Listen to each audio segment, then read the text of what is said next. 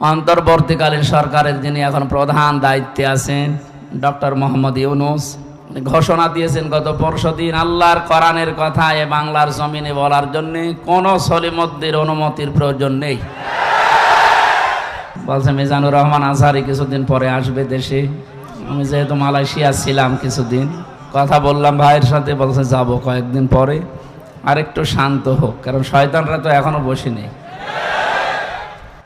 মাটির নিচে আমার যে ঘরে নিয়েছিল এ সমস্ত কথা বলতে ওনারা আসার সময় বলেছিল যা যা করলাম বাইরে যে কিছু বলবেন না, এই জন্য আর বলতেও পারছি না, থাক। হ্যাঁ বলে আমি আবার ফের ধরা খাই, আর ধরা খাবো না ইনশাল্লাহ। এখন আর প্রশাসনের ভাইরা বলা লাগছে না, কারণ ওদের এখন না হলেও আমাদের এই অনুষ্ঠানের সমস্যা। কি একটা কায়দা করে রেখেছিল বলেন তো 16 বছর, সেই পাতি নেতা থেকে শুরু করে এসপি ডিসি পর্যন্ত, এমনকি বিনা ভোটের এমপি পর্যন্ত পারমিশন না দিলে হবে না। এবার বিনা ভোটে এমপি হয়ে দেখেন, পিটিএ মেরে ফেলবে মানুষ। এই জন্য প্রশাসনের ভাইরা, এটা আর বললাম না। এই আজকে মনে হয় লালন শাহ ব্রিজ পার হওয়ার সময় মেজর জেনারেল কল দিয়েছিলেন, যিনি এখন দায়িত্বে আছেন। আরে বলছে হুজুর আমির হামজান জি, যেহেতু প্রশাসনে আছে, ডিসিএফআই আছে, গোপনে কথাগুলো বাইরে না বলাই ভালো, তারপরও কিছু বলছি সতর্কের জন্য। উনি বললেন আল্লাহর কোরআনের কথা বলার জন্য এতদিন যারা বাধা দিয়েছে, যদি কোনো জায়গায় বাধা পান আপনি সরাসরি নাম্বার সেভ করে রাখেন, আমারে জানাবেন, ঠ্যাং ভেঙে ফেলব। কিন্তু দুইটা কথা আমাকে জানিয়েছে, বলছে মিজানুর রহমান আজহারি কিছুদিন পরে আসবে দেশে। আমি যেহেতু মালয়েশিয়া ছিলাম কিছুদিন, কথা বললাম ভাইয়ের সাথে, বলছে যাব কয়েকদিন পরে, আর একটু শান্ত হোক, কারণ শয়তানরা তো এখনো বসে নেই। আমি বাইরে গিয়েছিলাম সিঙ্গাপুর, মালয়েশিয়া, ওরা আমার বিরুদ্ধেও ষড়যন্ত্র এখনো চালাচ্ছে, কারণ এরা দেখছে এ তো ঝামেলা থাকলে আমাদের পিঠের চামড়া জনগণ তুলে ফেলবে। অনেক দুইটা কথা জানিয়েছে, আমি জাতির উদ্দেশ্যে বলছি, যেহেতু এটা রেকর্ড হচ্ছে, কালকে সারা দেশে ছড়িয়ে যাবে। অন্তর্বর্তীকালীন সরকারের যিনি এখন প্রধান দায়িত্বে আছেন ডক্টর মোহাম্মদ ইউনূস ঘোষণা দিয়েছেন গত পরশুদিন আল্লাহর কোরআনের কথা এ বাংলার জমিনে বলার জন্য কোনো সলিমুদ্দির অনুমতির প্রয়োজন নেই। সুতরাং আলহামদুলিল্লাহ আমরা মুক্ত বাতাসে, মুক্ত কণ্ঠ দিয়ে আল্লাহর কোরআনের কথা মানুষদেরকে শোনাতে পারবো। জেলখানার ভেতরেও আমার কথা বলতে দিত না, আমারে আর মাওলানা মামুনুল হককে, অথচ আপনারা চুপ করে থাকবেন। ঈদের নামাজও পড়তে দেয়। কয়েকটা হিন্দু পেয়েছিলাম জেলার আর সোফার, ও তো আর আলেম সালেম বোঝে না, ওর কাছে সব সমান। উনি জানিয়েছে যে তাফসির মাহফিল যারা করে, কোরআনের অনুষ্ঠানগুলো কমিটিকে আপনি আগে থেকেই বলে দেবেন। এই যে আমি এই ভাইকে ছিল সাথে, মৌলানা হোসাইন ও শুনছিল, কমিটিকে বলবেন যে মহিলা প্যান্ডেল যেন একটু আলাদা করে, ওখানে যেন কোনো পুরুষ মানুষ না যায়। এক নাম্বারে এটা আমাকে জানাতে বলেছে। কালকে থেকে যত জায়গায় মাহফিল আছে বাংলাদেশে আগে থেকে কমিটিরে জানাবেন। দ্বিতীয় নম্বর জানিয়েছে মেয়েদের ওই জায়গাতে অন্তত 5-7টা 10টা ওয়াশরুম বানিয়ে দেবেন, এই সাময়িক কিছু সময়ের জন্য, যেন কষ্ট না হয়। এই দুইটা মেনে চলতে বলবেন। বাকি কোনো সমস্যা নেই, কোরআন যেভাবে আল্লাহ উপস্থাপন করতে জানিয়েছে ওইভাবে মানুষকে জানাবেন। আমরা দল মত নির্বিশেষে এদেশে আমরা একটা পরিবার। যদিও এমন সময় কথা বলছি যে সময় ভারতের একটা কালো চিন্তার কারণে আমাদের 8টা-9টা জেলা বাংলাদেশে এখন পানির নিচে। আমিরে জামাত ডক্টর শফিকুর রহমান সহ যে মানুষগুলো আজ ত্রাণ দেওয়ার জন্য গিয়েছে, আল্লাহ তাদেরকে হায়াতে তজ্জেবা সিহাতে কল্যাণ দান করুন। যাদের টাকা পয়সাগুলো ওখানে যাচ্ছে, মনে করবেন এটা সবচাইতে এখন বড় জিহাদ, এই মানবতার পাশে দাঁড়ানো। জিহাদের নাম নিয়ে উল্টাপাল্টা ফতোয়া দিয়েছে মানুষগুলোকে, আজ জঙ্গি, উগ্রবাদ বিভিন্ন নাম দিয়ে মামলা হামলা দিয়ে হয়রানি যারা করেছে, তাদের এই চক্রান্ত জাতি এবং বাইরে যারা আল্লাহ রসুল বিশ্বাস করে না, খ্রিস্টান, ইহুদি, তারাও বুঝে ফেলেছে।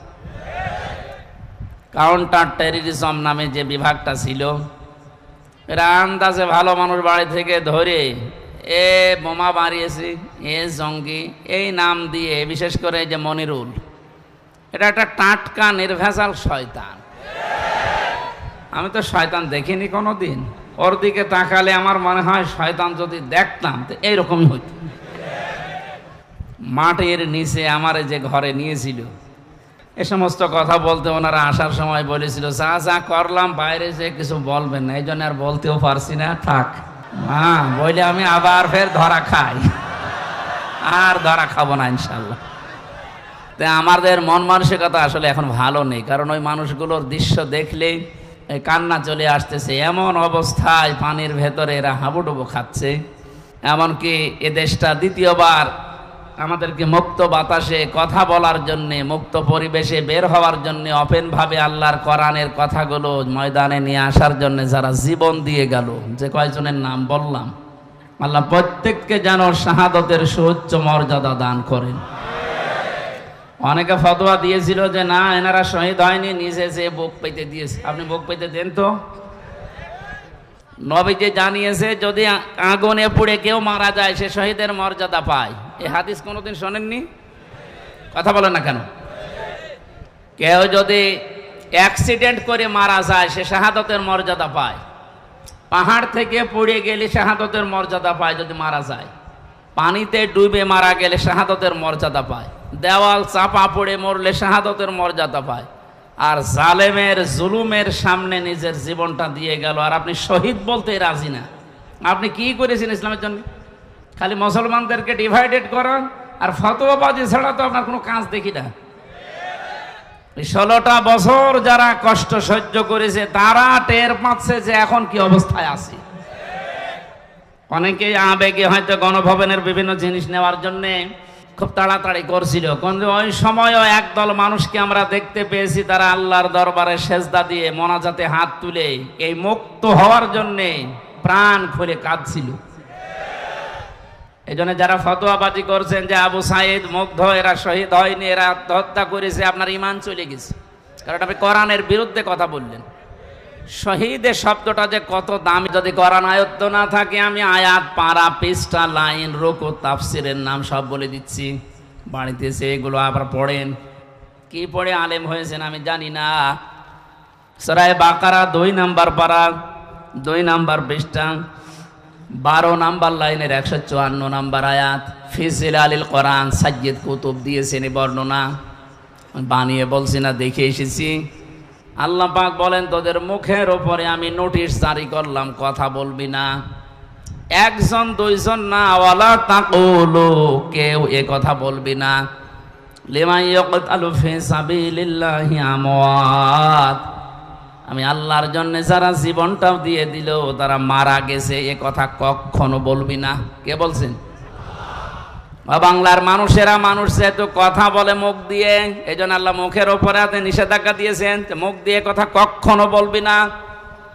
বাল আহইয়াউন, বরং তারা জীবিত। ওয়ালাকিন লা তাশউরুন, কিন্তু তোমরা টের পাও না। তাই মুখের পরে মানুষ যেহেতু ধারণা করতে পারে, অন্তর দিয়ে ধারণা করে কি দিয়ে? জবাব দেন না কেন? এই জন্য অন্তরের উপরও আল্লাহ নিষেধাজ্ঞা দিয়েছেন। ওয়ালা তাহসাবান্নাল্লাযীনা কুতিলু ফি সাবিলিল্লাহি আমওয়াতা বাল আহইয়াউন ইনদা রাব্বিহিম ইরযাকুন। সূরা আলে ইমরান 4 নাম্বার পারা, 11 নাম্বার পৃষ্ঠা, 9 নাম্বার লাইনের 169 নাম্বার আয়াত। এটা তাফসিরে তাবারিতে আছে। আল্লাহ পাক বলেন ধারণাও করবি না যে যারা আমি আল্লাহর জন্য জীবনটা দিয়ে দিল যারা মরে গেছে, এ কথা ধারণাও করা যাবে না। বাল আহইয়া, আল্লাহ বলেন বরং ওরা জিন্দা, জীবিত। ইনদা রাব্বিহিম ইরযাকুন, ওরা রবের কাছে রিজিক পাচ্ছে। ভাবনাবাসী আমরা জানি মানুষ জেগে থাকলে খায়, ঘুমিয়ে থাকলে খাওয়া লাগে। ওরা যেহেতু জীবিত, জিন্দা। গতকালকে ফেনীতে পানি থেকে রক্ষা করার জন্যে ইসলামী ছাত্র শিবিরের 3টা ভাই মানুষকে বাঁচাতে গিয়ে 3 জনেই ডুবে শহীদ হয়ে গেছে। আপনি কে শহীদ বলতে রাজি না? বলে না ওনারা গেল কেন? আরে শয়তান গেল কেন মানে মানবতা আজ বিপন্ন, মানুষ ভেসে চলে যাচ্ছে, ওরা জীবনটা বাজি রেখে বাঁচাতে গিয়ে মারা গেছে, আর আপনি তো এসি রুমের ভেতরে বসে ফতোয়াবাজি করছেন। শায়েখ আহমদুল্লাহ, ডক্টর আব্দুল হাই সাইফুল্লাহ, এই সমস্ত মানুষগুলো আজ যা করছে, এইরকম যদি এই দেশে যত নামধারী আমরা আলেম আছি সব যদি এগিয়ে যেতাম, আমার মনে হয় এই বানভাসী মানুষের কিছুটা হলেও কিছু উপকার হইতো। আমরা কুষ্টিয়া, পাবনা, মেহেরপুর এই সমস্ত জেলাগুলো একটু উঁচা, তো পানি তো কি টের পান না। রংপুর বিভাগের মানুষেরা, আর ওদিকে ফেনী, নোয়াখালী, সিলেট অঞ্চলের মানুষেরা টের পাচ্ছে এখন এই আগ্রাসনের কারণে। আজকে এই ঘন্টাখানেক আগে দেখলাম পানি ফেনী জেলা থেকে নামতে আরম্ভ করেছে, মহিপাল থেকে, এবং যেখান থেকে পানি এসেছিল পানি ওদিকে উল্টা যাচ্ছে আবার। এই যে লক্ষ লক্ষ মজলুমদের এখন চোখের পানি। গত রাতে আমি তাহাজ্জুদের নামাজ পড়ে আল্লাহকে কান্নাকাটি করে বলেছিলাম, আল্লাহ সকাল হতে হতে যেন একটা সুসংবাদ শোনা যায় যে পানি থেকে মানুষ মুক্ত হচ্ছে। দোয়া আমার মনে হয় এই পাবনা জেলায় পার হতে হতে দোয়া কবুল হয়ে গেছে, কারণ নবীজি জানিয়েছেন ইত্তাকি দাওয়াতাল মাজলুম, মজলুমের বরদোয়া থেকে নিজেকে বাঁচিয়ে রাখবা। ফাইন্নাহা লাইসা বাইনাহু ওয়া বাইনাল্লাহি হিজাব, মজলুমের ভেতরে আর আল্লাহর ভেতরে কোনো পার্থক্য থাকে না, ও দোয়া করলেই কবুল হয়ে যায়। এই জন্য মজলুমের চোখের পানি যত পড়ছে, আল্লাহ রাব্বুল আলামিন আমার মনে হয় দোয়া কবুল করে এই বানভাসী মানুষদের দুঃখ কষ্ট লাঘব করছে। ইতিহাস যেটা পড়েছি, ফেরাউন ধ্বংস হওয়ার পর এবং হস্তি বাহিনীর যে নাম শুনি আমরা, কাবা ঘর ভাঙতে এসেছিল, পৃথিবীর বড় বড় জালেম দুনিয়ায় যারা বিদায় নিয়েছে, এরা বিদায় নেওয়ার পরে কয়েকটা চিহ্ন নিদর্শন পৃথিবীর মানুষ দেখেছে। তার ভেতরে এই বৃষ্টি একটা, পানি একটা, বন্যা একটা, যাই বলেন, এগুলো একদিন, 2 দিন, 5 দিন, 40 দিন একাধারে স্থায়ী হওয়ার কারণে ওই এলাকাকে আল্লাহ এমন ভাবে উর্বর করে দিয়েছে, ওদের অভাব অনটন আল্লাহ ওইটার কারণে দূর করে দিয়েছে। সুতরাং আপনারা ক্ষতি করার জন্য যেটা করছেন, এটা আমাদের উপকার হবে ইনশাআল্লাহ।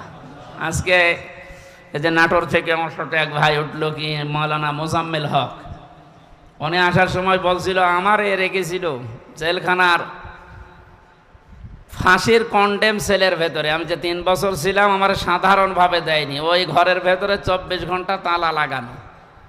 উনি বলছিল ভাই আপনার উপকার হয়েছে, কারণ ওয়ার্ডে থাকতে দিলে সারাদিন এই গল্প স্বল্প সময় কেটে যেত। আপনি যেহেতু সময় পেয়েছিলেন, একটু পড়াশোনা করতে পেরেছেন, আলাদা একটা ইবাদত করে স্বাদ পেয়েছেন। আসলেও ঠিক, ওরা চেয়েছিল আমারে কষ্ট দিতে, যোগাযোগ বিচ্ছিন্ন করে। আল্লাহ আমারে কোরআনে কারিমের সাথে সম্পর্ক তৈরি করার জন্য সময়টা আমাকে উপহার দিয়েছে। কষ্ট হয়েছে স্ত্রী, সন্তান, মা বাবা থেকে বিচ্ছিন্ন থাকার কারণে, কিন্তু উপকার হয়েছে। আমি যে তথ্যগুলো কোরআনে কারিম থেকে, ওখানে 76 জন আলেম আমরা ছিলাম, একে অন্যের কাছে যা যা নিতে পেরেছিলাম, ওইগুলো এখন আরো লেখাপড়া বাড়িয়ে জাতির কাছে আমি এখন মন খুলে ডেলিভারি দিতে পারবো। আল্লাহ যেন আমাকে তাওফিক দেন, আমার শরীরটা সুস্থ রাখেন। শরীরে আসলে কোলাচ্ছে না, ওরা যা খাওয়িয়েছে 3 বছর, স্বাভাবিক হতে একটু সময় লাগবে। তারপরও আপনাদের মতো মানুষের দোয়া পেলে আমি ইনশাল্লাহ সুস্থ হব। মাহফিলের প্রধান অতিথি হাফেজ মাওলানা ইকবাল হোসাইন, উনি যাওয়ার সময় বলছিলেন যে কমিটির ছেলেরা এখানে যে টাকা পয়সাগুলো কালেকশন করছে, এর খরচ বাদ দিয়ে টাকাগুলো তারা বানভাসী মানুষের এই দুঃখ কষ্ট লাঘব করার জন্য পাঠাবে। এক মুসলমান আর এক মুসলমানের উপরে যে 6টা হক আছে, অধিকার আছে, তার ভেতরে এইটা একটা, যে ও বিপদে পড়লে আপনি এগিয়ে যাবেন। এই জন্য আহ্বান জানাচ্ছি, এই পাবনা থেকে, এই সিরাজগঞ্জ, কুষ্টিয়া, এত দূর থেকে সেই ফেনীতে যাওয়া আসা করে আপনার অনেক টাকা খরচ হয়ে যাবে। যদি 10,000 টাকা, 20,000 টাকা কেউ দিতে চান, আমি আজকে সকালে পাঠিয়েছি এবং কালকেও দেবো ইনশাল্লাহ।